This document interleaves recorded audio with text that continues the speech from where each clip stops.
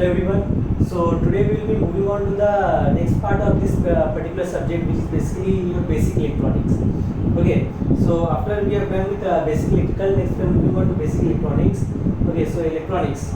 Electronics. What is electronics? Electronics is basically a branch of science or engineering which basically deals with the flow of the electrons through vacuum or gas or through some special type of materials which are called semiconductors. Okay, what are the semiconductors? This will be discussing later on. Okay, so basically it's a branch of science. Electronics is basically a branch of science or engineering which deals with the flow of electrons through gas, vacuum, or basically through some through semiconductors. Okay, and also it deals with the study of such devices which are basically based on this effect. Okay, and their utilization. The flow of electrons through semiconductor or through vacuum or ion basically takes place in the application of due to the application of the electrical field. Okay, so earlier vacuum tubes or and gas tubes were basically the dominant electronic devices until the advent of the transistor, which came back in around 1948. Okay, after around 1948, transistor was basically the first semiconductor electronic device which was basically invented. After the advent of this transistor, this electronics field basically got very much popular. Okay, owing to the growth of these electronic devices, many such semiconductor devices were basically invented, and the branch of electronic engineering came into existence. This semiconductor. Okay, as I said earlier, the semiconductor, as the name suggests, semiconductor basically are the materials which are in between, which are whose conductivity level is in between that of the insulator and the conductor. Okay, all of you must have already heard the terms conductors and insulators. Okay, semiconductor also you must have heard in your +2 level. Okay, so the semiconductor, semi, what does the semi signify? Semi signify basically some level which is in between two, which lies in between two levels. Okay, so in case of semiconductor, the conductivity lies in between the conductivity of your insulator and the conductivity of your conductors. Okay, so the two common, very common semiconductors which are frequently used are your germanium and your silicon. Okay, this germanium and silicon, the property by which they are used as a semiconductor basically depends upon their atomic structure. Okay, so for that reason the concept of this atomic structure is very much important. Okay, so first of all let us discuss about some atomic structure.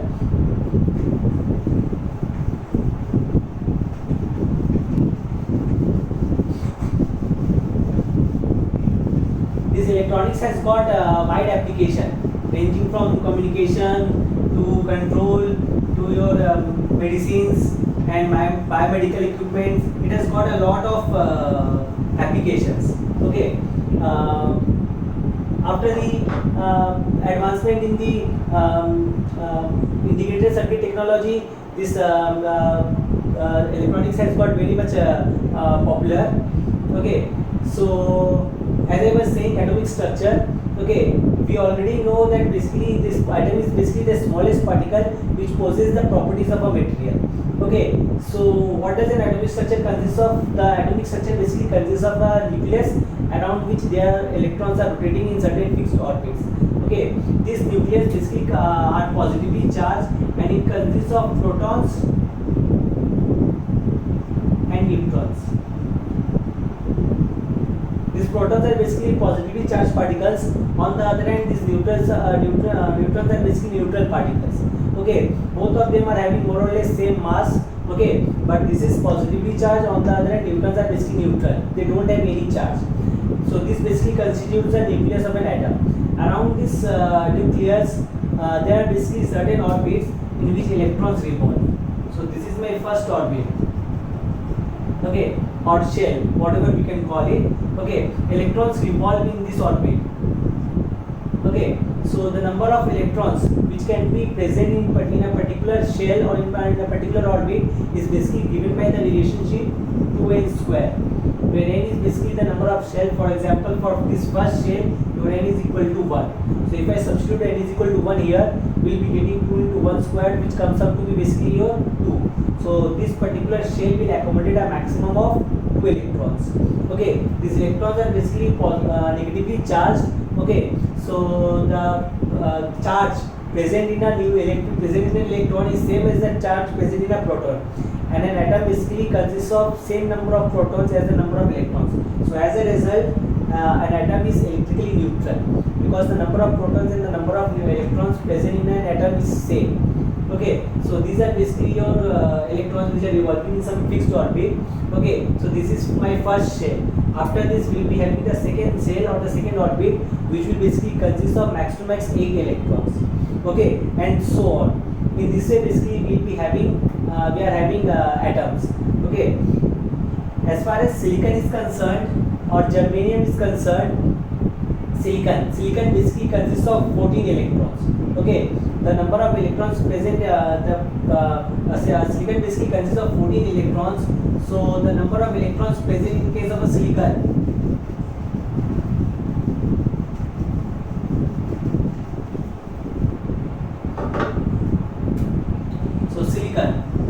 so this is basically the nucleus part.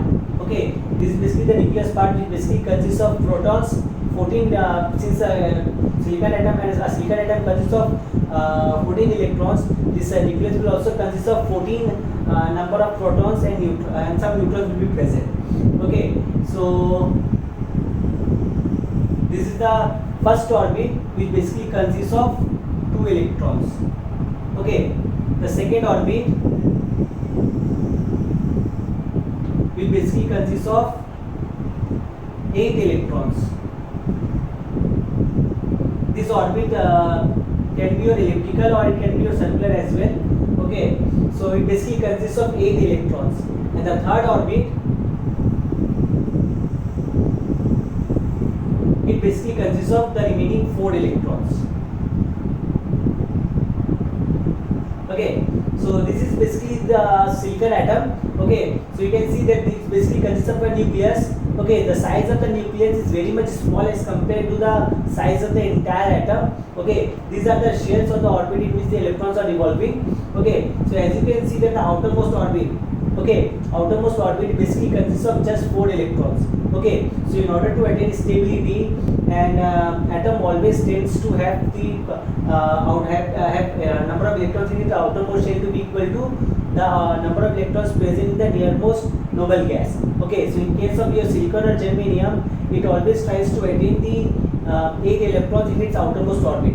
Okay, so there are 4 electrons in its outermost orbit. So in order to have 8 electrons in its outermost orbit, it requires 4 more electrons in its outermost orbit.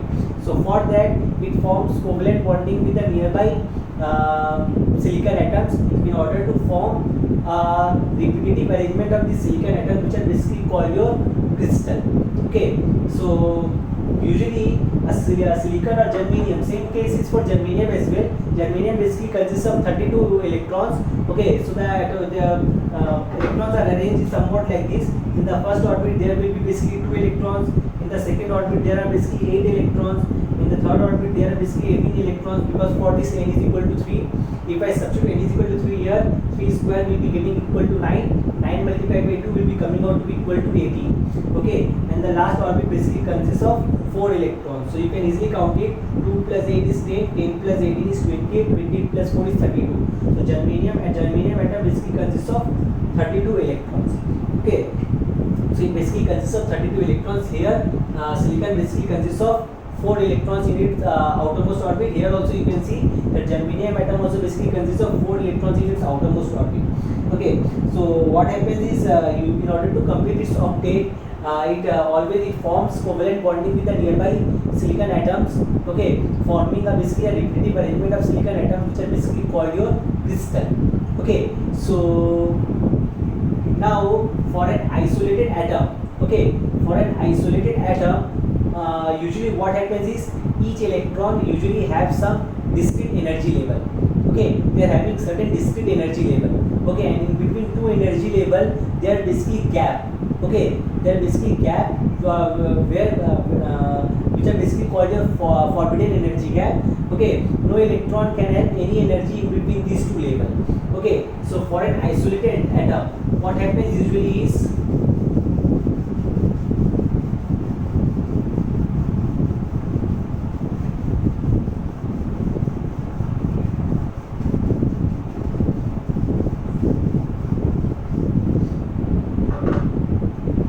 for an isolated atom, say suppose this is the energy level for the nucleus. So for an isolated atom, okay, there are certain basically energy level. Okay, this is for, say suppose for n is equal to 1, that means electrons present in the first shell. Okay, this is basically the energy level for, say suppose electrons present in the second shell, and so on. Okay, so there are basically certain discrete energy level. This gap will not be uniform. Okay, it will basically change.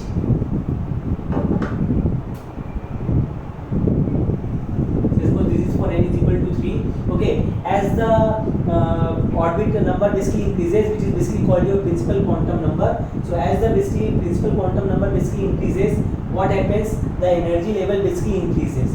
Okay, so these are basically the discrete energy level which an electron can have in case of an isolated atom. Okay, so in order when some energy is provided to this electron, what will happen? They will basically absorb those energy and they can move to some higher energy states. These are basically the forbidden energy gap. Okay, no electron can have any energy between these levels. Okay, these are basically forbidden energy gap. Okay, no electron can have any energy between these two levels. Okay, so as the number of shell basically increases, the energy also increases. Okay, so what will happen whenever some energy is provided to this electron, they will gain that energy and they can move to higher energy levels or some higher shells. Okay, and a particular energy which is basically called your ionization energy. Okay, what is an ionization energy? Ionization energy is basically the energy which is basically required by an electron to move out of the field of the atom. Okay, that means the energy which is basically required in order to get free. Okay, that means basically, say suppose an electron is present here. Okay, say suppose an electron is present in shell 1. Okay, so the ionization energy, okay, is basically defined as the energy which must be provided to this particular electron so that this electron can get free. That means it basically comes out of the force of attraction from the nucleus. Okay, so that is basically called the ionization energy. Okay, so this is basically this is the case for an isolated atom. But what happens in case of a crystal? In case of a crystal, many atoms are basically present in very close to each other. Okay, in case of a crystal, they are basically repetitive arrangement of the crystals. Okay, as a result, what will happen? Many atoms, okay, many atoms are placed very close to each other. Okay, so due to the interaction between these atoms, the energy level, okay, the energy level of the electrons present in a shell, okay, of different atoms, okay, split into various energy levels. Okay, and the gap between this energy level is so small that we can consider them to be a band. Okay, so for the time being we are just considered with the outermost shell. Okay, because they are the that is the shell with the valence electrons are basically the electrons which are present in the outermost shell, and this shell is basically called your valence shell. So these valence electrons are basically most loosely bound electrons in an atom.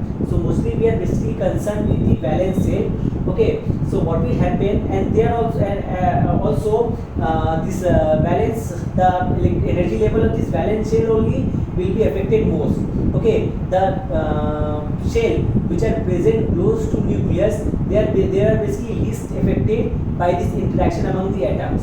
Okay, so what happens in case of a crystal is that in case of a crystal, there are many atoms which are placed very close to each other. Okay, there are many atoms which are placed very close to each other.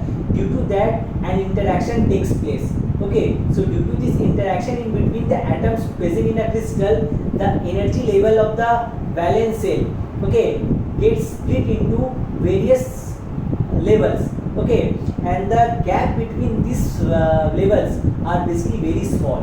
Okay, the gap between these various energy level are basically very small, so that we can consider them to be a band. Okay, this is basically absent in case of an isolated atom or in case of a gas molecule, because in case of gases the atoms are very much apart from each other. As a result, there are very less interaction in between the atoms. But in case of crystal, it is not the case. Okay, obviously as the distance between the atoms in a crystal lattice decreases, okay, as that gap between the atoms in a crystal lattice basically decreases, this interaction between the atoms will increase. Okay, and as a result, what happens due to this interaction? The energy level, okay, the energy level gets split into various energy level. Okay, and the gap between them is so small that we consider them to be a band. That band is basically called the valence band.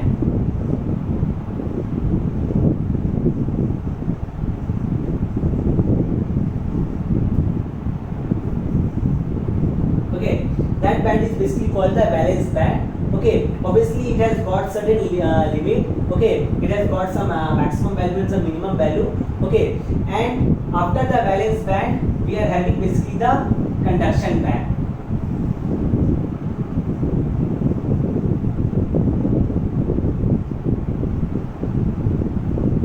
Okay, these are basically the conduction band. Conduction band is basically the band of energy where basically the free electrons will basically have that remain in that state. Okay, in between this conduction band and this valence band is basically a gap. Okay, with this gap is basically called the forbidden gap. Okay, no electron can exist in this particular basically forbidden gap. Okay, no electron can have any energy in between the upper limit of this valence band and the lower limit of this conduction band. Okay, that means no electron can have any energy in this forbidden gap. Now, depending upon the value of this forbidden gap, we are having three classification of the materials. Okay, starting with insulator. Okay, we already know what do you mean by insulator. Okay, an insulator basically is a material which provides high value of resistance to the flow of the current through it. A common example of insulator is basically a wood, okay, or a diamond. Okay, these are basically insulator. So in case of an insulator, basically the conductivity is very much low. Okay, the insulator's conductivity is very much low. Okay, they are having very much low conductivity, like it's somewhat in the range of 10 to the power minus 10 Siemens per meter. Okay, so this is the case for an insulator. The conductivity is very much low. Okay, they provide a high value of resistance to the flow of the current. So such metals are basically called your insulators. So the common example of insulator is your diamond, wood. These are basically your insulator. As far as this energy band diagram is concerned, this is basically called the energy band diagram.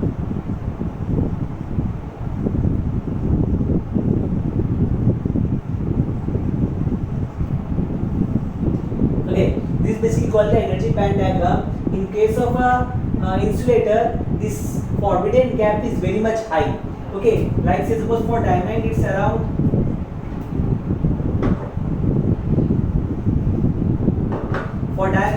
this forbidden gap is basically in the range of around 6 electron volt. Okay, electron volt is basically a unit of energy. Okay, how is it related to joule? 1 electron volt is basically given by 1.6 into 10 to the power minus 90 joule. Okay, in this way basically electron volt is related to joule. Okay, how do we define electron volt? 1 electron volt is basically defined as the amount of energy required to move an electron across 2 points having a potential difference of 1 volt. Okay, so that is basically your that is how we define basically electron volt. So 1 electron volt is equals to 1.6 into 10 to the minus 19 joule. Okay, so as you can see, in case of an insulator, this forbidden gap is very high. It's around 6 electron volt. 6 electron volt is a very high value. Okay, so what happens is that in case of a insulator, this valence band is completely filled up. Okay, and this conduction band is completely empty. Okay, so what happens that even at room temperature, these electrons will not get so much of energy so that they can jump over this forbidden gap and go to the conduction band and become free. So as a result, they provide very high resistance to the flow of current. Okay, if you provide a very high value of electric field by applying a very high voltage, then some electron might get sufficient amount of energy in order to overcome this forbidden gap and go to the conduction band and become free. Okay, so this is basically the case for the insulator. The second case is for your conductor. Conductor, the most common conductor which are basically frequently encountered is basically copper wire. Okay, you must have heard about copper wires. Okay, so copper is basically a good conductor of electricity. Okay, so as the name suggests, conductor are basically those material which provides low value of resistance to the flow of the current. Okay, so that means they are having high conductivity. Their resistivity are basically low. Okay, so they are having high conductivity. Their conductivity is around 10 to the power 8 Siemens per meter. Okay, their conductivity around 10 to the power 8 Siemens per meter. Okay, so what happens in case of a conductor as far as energy band diagram is concerned? In case of an energy conductor, basically this conduction band and this valence band are basically overlapping in nature. Okay, they are basically overlapping in nature, somewhat like this.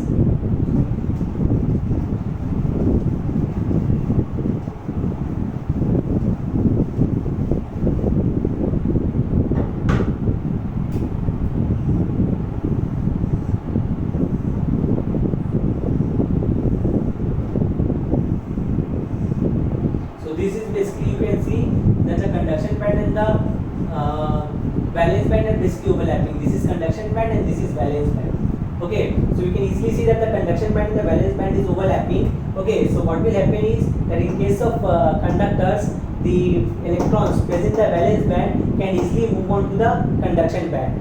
Okay, so as a result, a large number of free electrons will be available, which will help in the conduction of electricity. Okay, so they are basically a good conductors of electricity. Okay, so these are basically the second case, and the third type of material which lie in between that of conductors and semiconductor insulator are basically called semiconductors.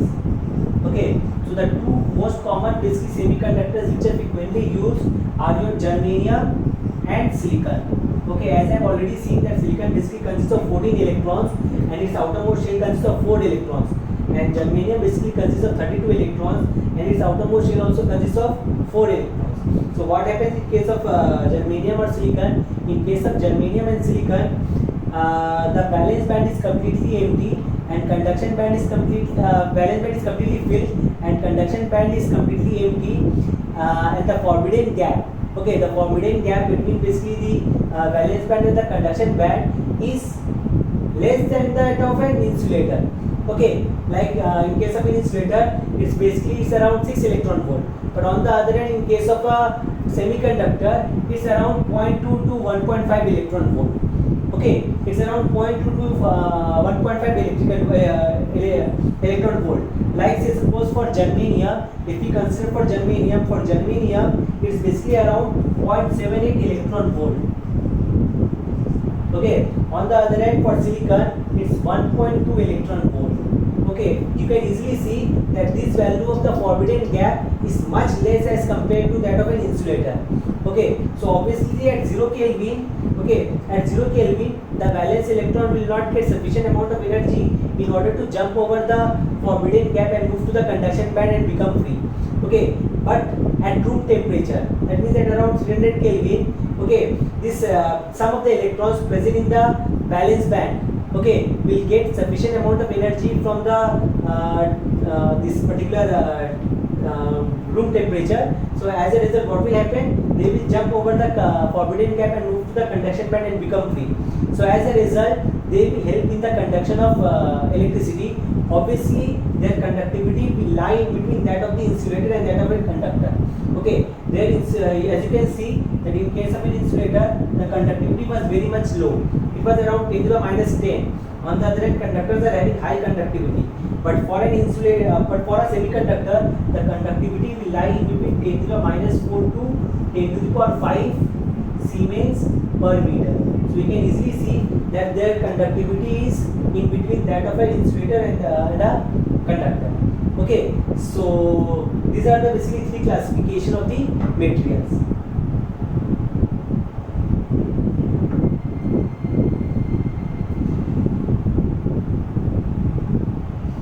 Okay, so these are basically if I see the energy band diagram, if I see the energy band diagram of a semiconductor, okay, it looks like somewhat same as that of the insulator, just the difference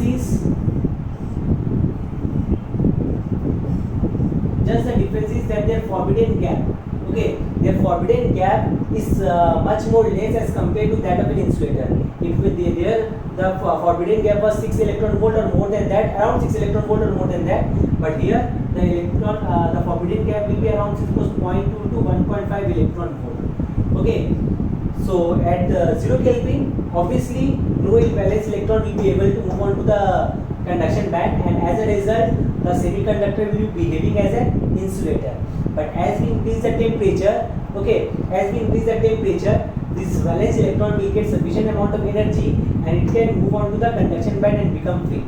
Okay, so we can easily see from this definition that semiconductors are basically having negative coefficient of resistance. Okay, as its temperature is increasing, more and more electrons present in the valence band are getting excited and they are moving on to the conduction band. Okay, as a result, the number of free electrons present in the semiconductor is getting increased. So as a result, its conductivity will go on increasing. Okay, so that means its resistance is decreasing with the increasing the temperature.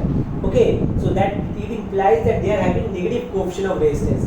What does negative coefficient of resistance imply? That as the temperature increases, resistance basically decreases. Okay, it's basically the opposite case as that of a conductor.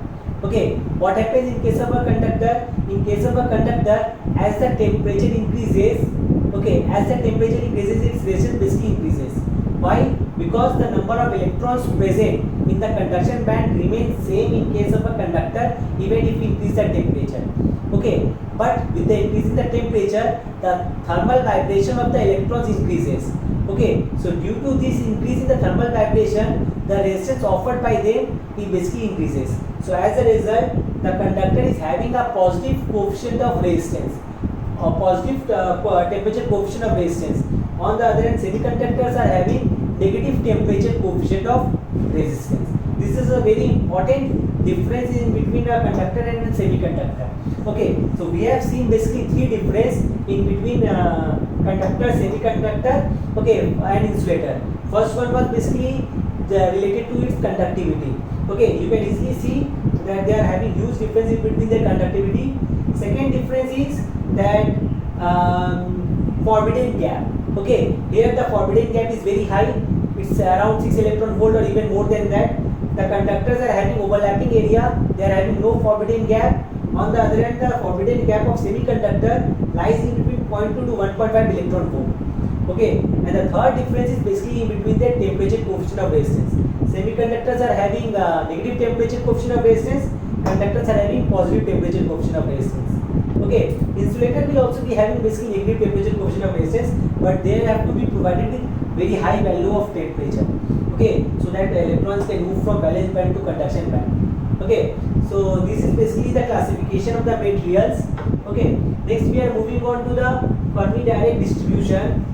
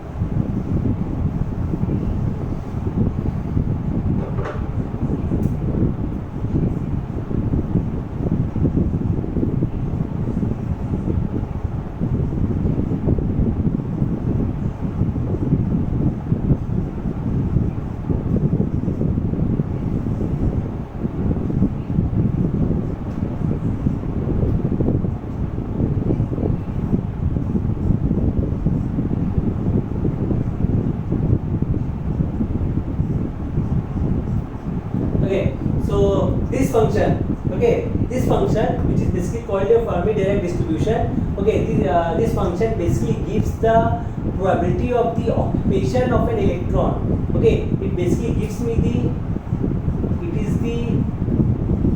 probability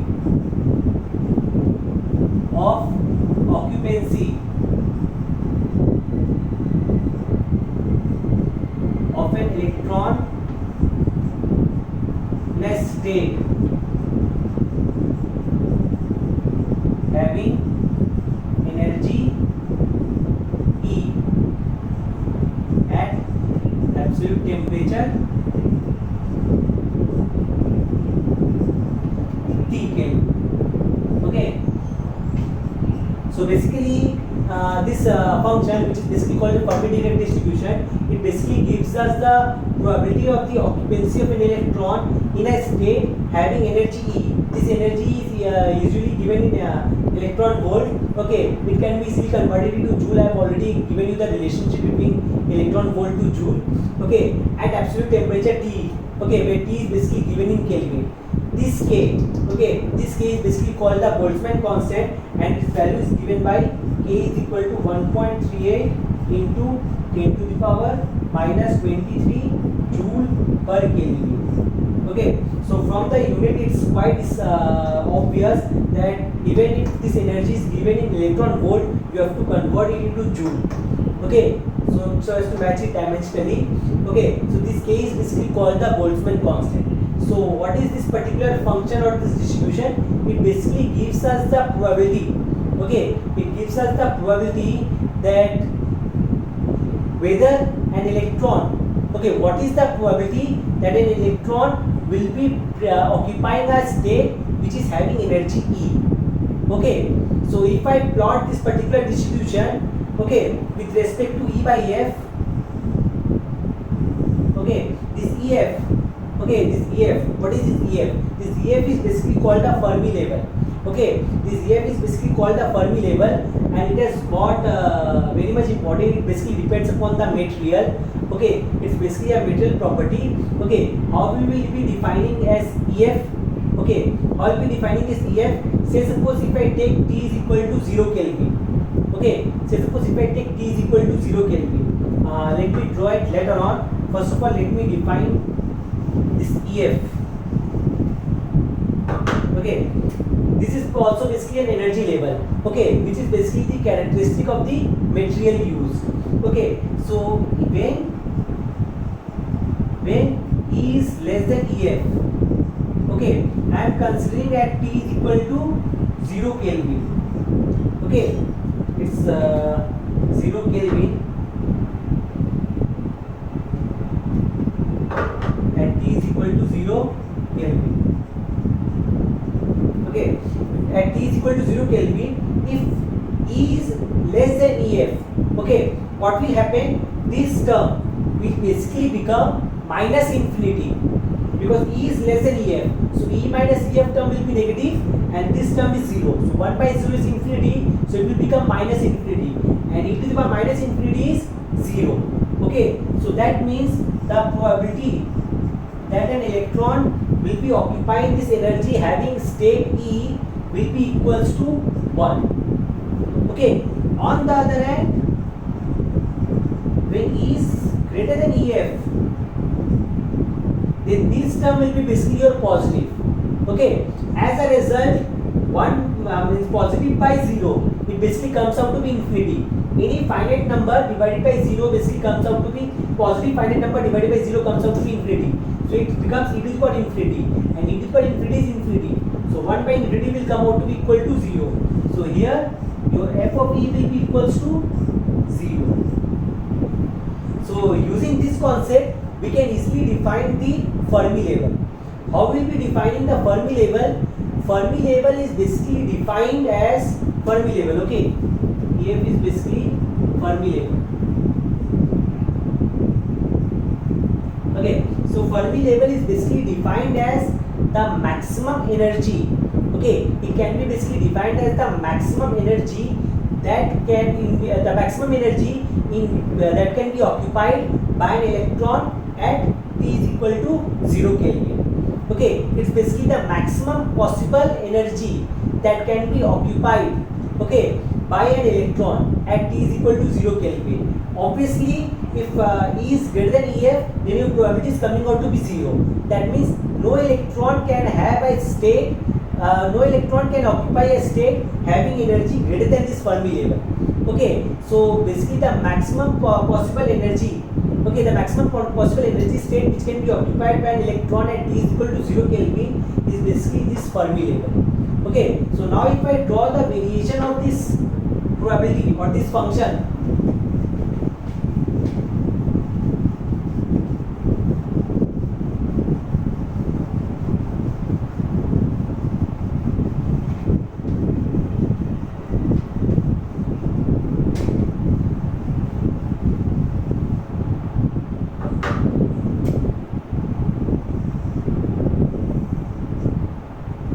here say suppose we are plotting f of e, which is basically the probability, and along the x-axis suppose we are taking e by ef. Okay, along the x-axis suppose we are taking e by ef. Okay, and we will be plotting this graph taking temperature T to be my parameter. Okay, if I consider T is equal to 0 Kelvin, okay, and T is equal to 0 Kelvin, what will happen? Say suppose this is my e by ef is equal to 1.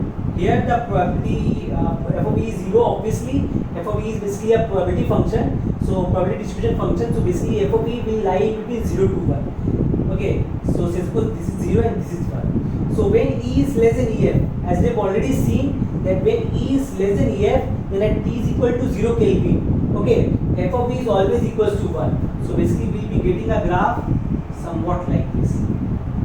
Okay, and for e greater than ef, that means when e by f is when e by ef is greater than 1, okay, at that time this probability will basically become equal to 0. So we will be getting a graph somewhat like this. Okay, let me explain it to you once again. Okay, here e by f is less than 1. Okay, e by f is less than 1. I have considered this for t is equal to 0 Kelvin. Okay, so when e by ef is less than 1, it implies that e is less than ef. Okay, this portion. Okay, in this portion your e is less than ef. So when your e is less than ef, this portion will come out to be negative. So negative divided by 0. So it comes out to be minus infinity. So e to the minus infinity is 0. Okay, so 1 plus 0 is 1 and 1 by 1 is 1. So probability f of e basically becomes equal to 1. So for e by ef less than 1, e by ef to be less than 1, we are getting f of e to be a constant which is equal to 1. But what happens when e by ef becomes greater than 1? When e by ef becomes greater than 1, at that time e will be greater than ef. Since e is greater than ef, this term will basically come out to be positive. So this positive divided by 0 will come out to be equal to infinity. So e to the power infinity is infinity. So this term will basically come out to be equal to 0. So that means the probability is 0. So this is basically the plot. Okay, this is the plot of this distribution function at t is equal to 0 Kelvin. Okay, as you increase the temperature, okay, okay, some electron will be able to attain the higher energy state. Okay, because they will be getting the required energy in order to move on to the higher energy state. So as a result, the tail of this curve, okay, the tail of this curve will start to move to the conduction band.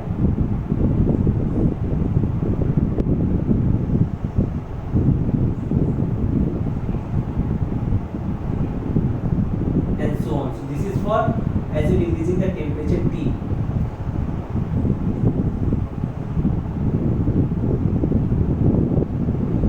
Okay, so in this point, okay, at this point your probability will be equals to half. Okay, so in this way at this point your e by ef is equal to 1. So that means e is equal to ef. So your Fermi level can also be defined from this graph. Okay, Fermi level may be defined as that energy level, okay, where the occupancy of an electron is 50%. The probability of occupancy, of an electron is 50%. Okay, so your Fermi level, there are basically two definitions which I have given. First definition was for t is equal to 0 Kelvin. Okay, how did we define Fermi level? Fermi level was basically defined as the maximum permissible energy level. Okay, maximum permissible energy level of an electron at T is equal to 0 Kelvin. Okay, or in other words, we can define Fermi level from this diagram as well. Fermi level is basically defined as that energy level, okay, where the probability of occupancy of an electron is 1 by 2, or if we express it in percentage, is basically 50%. Okay, so this is basically this is the introduction to this basic electronics portion. Okay, in the next video we will be moving on to the semiconductor part. Thank you everyone.